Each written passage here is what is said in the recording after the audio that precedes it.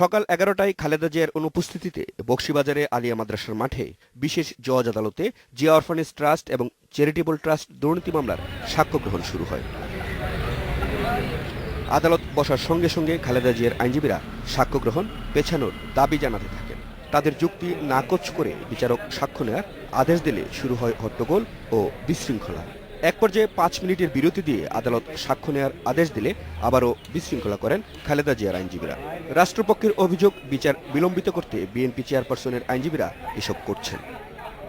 আদালতের মধ্যে তারা সবসময় হট্টগোল করেছে, অশালীন ভাষায় বক্তব্য দিয়েছে, গালিগালাজ করেছে, আক্রমণ করেছে, জজ সাহেবকে ঘেরাও করেছে। আমরা যদি তাদের পাতা ফান্দে যদি আমরা পাও দিতাম, আমরা যদি কোনো প্রতিবাদ করতাম, তাহলে তো আপনারা দেখতেন আজকে সিন কি তারা করতেন আর কি। আমরা তো নীরবেই এগুলো অপেক্ষা করলাম।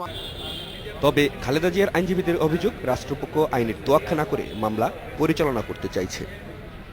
পিপি সাহেব বারবার আমরা যে সাবমিশন দিয়েছি সেখানে ডিস্টার্ব করার চেষ্টা করেছেন এবং তিনি আদালতকে অনেক সময় ডিকটেট করার চেষ্টা করেছেন। এটা অত্যন্ত দুঃখজনক, বিচার ব্যবস্থার জন্য অত্যন্ত লজ্জাজনক এবং দুঃখজনক। বিকেল 4:15টার দিকে 8ই ডিসেম্বর পরবর্তী তারিখ দিয়ে সাক্ষ্য গ্রহণ মুলতবি করেন আদালত।